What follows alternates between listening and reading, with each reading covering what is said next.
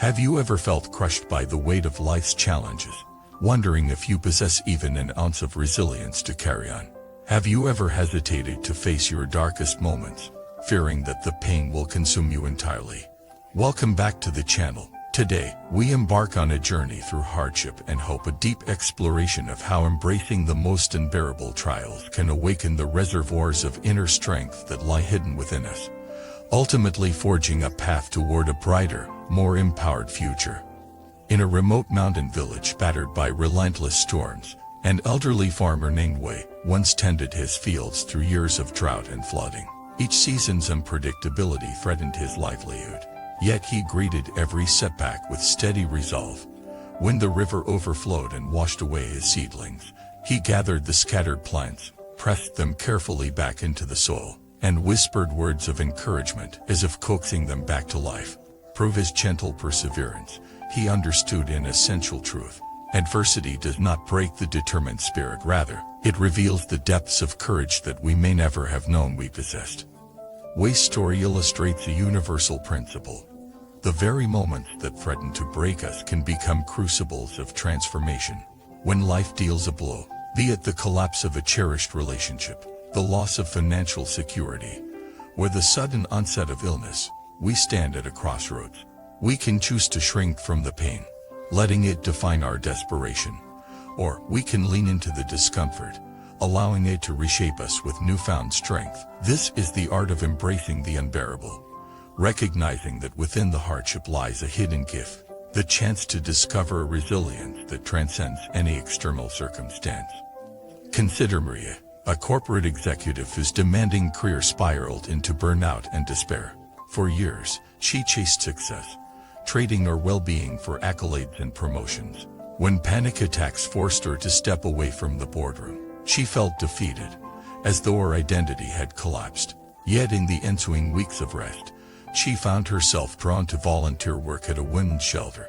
There, amidst stories of survival and solidarity, Maria witnessed an extraordinary display of inner strength.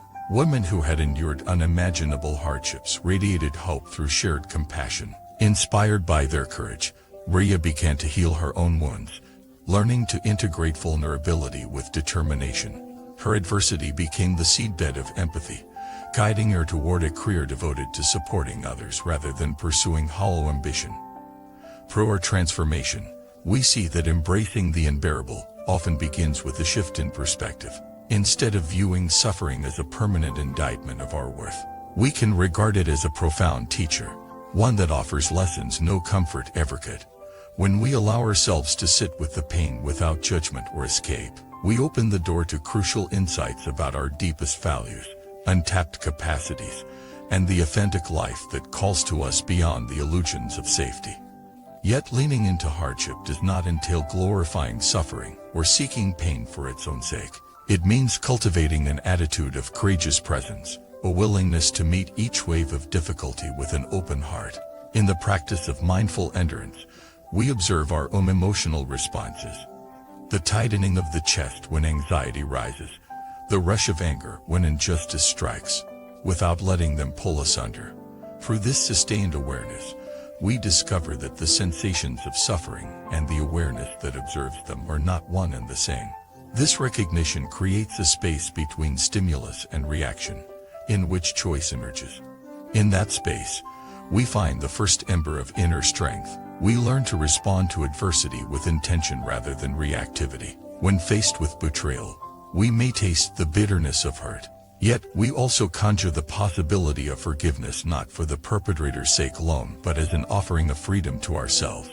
When confronted by failure, we may feel the sting of humiliation, yet we also glimpse the opportunity to rise with greater humility and wisdom. Each choice to act from this reservoir of presence and compassion fuels our resilience, shaping a future illuminated by the hard-won lessons of our past. Modern neuroscience confirms what ancient sages have taught. Adversity can rewire our brains for greater strength. Studies reveal that experiences of controlled stress, when met with supportive resources, enhance neural pathways associated with learning, emotional regulation, and problem solving. In other words, much like resistance training builds muscle through micro tears and repair, Our psyche can grow more robust through intentional engagement with hardship. The key lies in tempering stress with self-care, reaching out for help, practicing relaxation techniques, and cultivating nourishing relationships that shore up our courage when the pressures mount. We see this dynamic in the life of Aaron, a professional athlete sidelined by a career-threatening injury. The sudden loss of his identity as a champion plunged him into despair, yet he refused to remain passive. Under the guidance of a sports psychologist, Aaron channeled his frustration into rehabilitation with fierce dedication, setting micro goals for each day's progress. As he rebuilt his physical strength, he also discovered clarity about his purpose.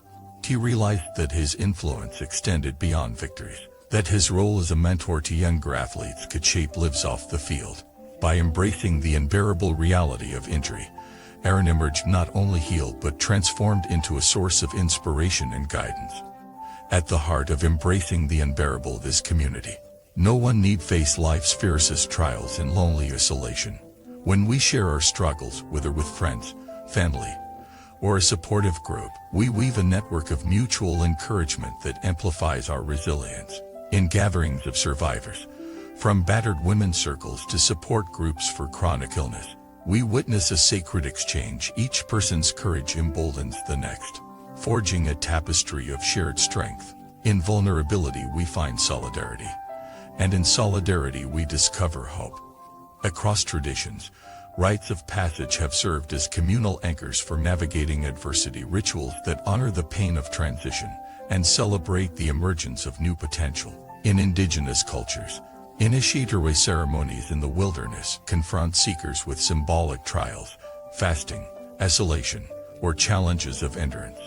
These practices mark the rupture from old identities and the birth of a more capacitated self. Though the specifics may vary, the underlying principle endures.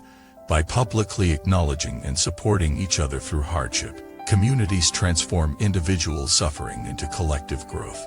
In our own lives, we need not undertake grand ceremonies to honor our trials.